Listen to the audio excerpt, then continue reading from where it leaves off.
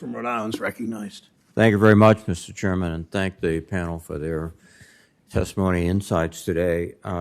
Dr. Rouse, labor participation rates are falling while demand for labor is increasing.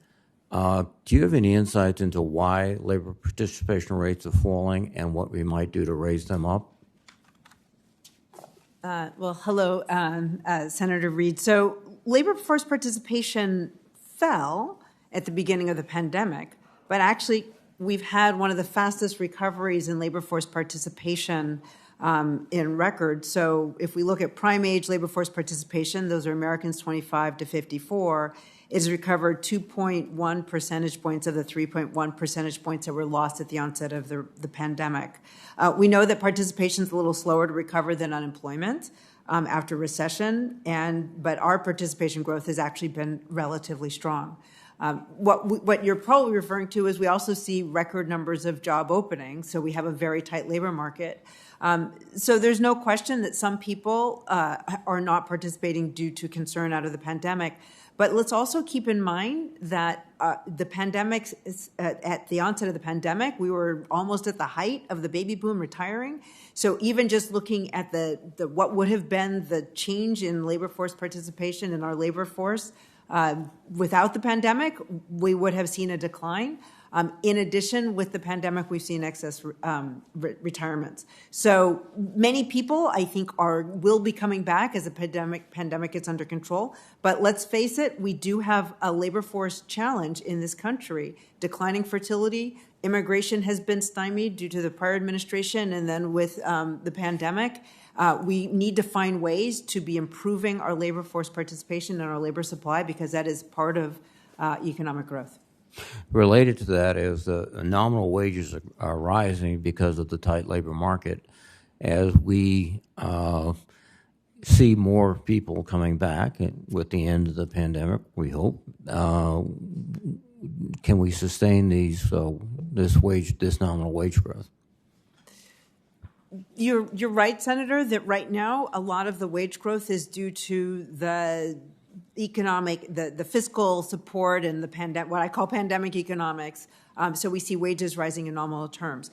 But honestly, the president's economic agenda, so this includes the bipartisan infrastructure law, it includes USICA, it includes Build Back Better, which are designed to make important investments in our economy, should have the benefit of increasing labor productivity so that what we have are sustained wage gains that are due from increasing labor productivity, and therefore sustainable, and should be benefiting, those at the lower end of the wealth, income, and wage distribution, those in the middle, therefore more equitably shared.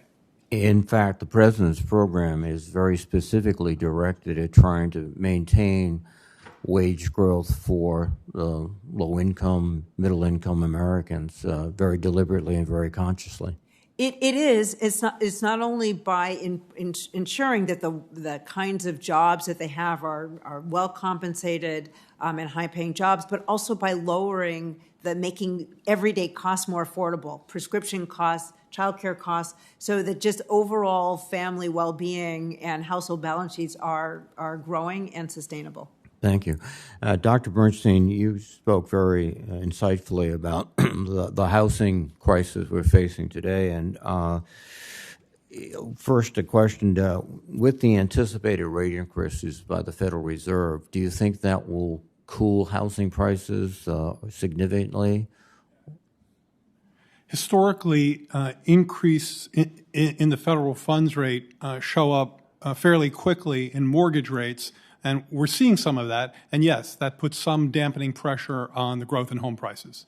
But the rise in housing prices has been so significant that even with a dampening, housing is out of reach of many Americans way up into the middle class. This is not just an issue. Yeah, so that's exactly the right way to think of it, in my view. We've referenced that a few times in the hearing today, the idea that the work of the Fed tends to operate through the demand side channel. What's really plaguing the housing market, particularly the bottom half, is the supply side. And we've tried to do what we can and have helped to support the creation, delivery, and preservation of about 100,000 affordable housing units over the next few years. But the task, the challenge of literally a decade of insufficient housing supply, particularly in the bottom half, is nothing that any administration can do by itself. It requires bipartisan support through the kinds of measures that we've been talking about today, and measures that this committee, again, historically on both sides, have supported, particularly when it comes to housing finance and ensuring that deals in the bottom half can occur. I would add another factor here is that there's a critical role for state and local government, because land use, Yes. planning, and other factors might be as big a constraint on housing supply. But I think the administration's commitment, and also through the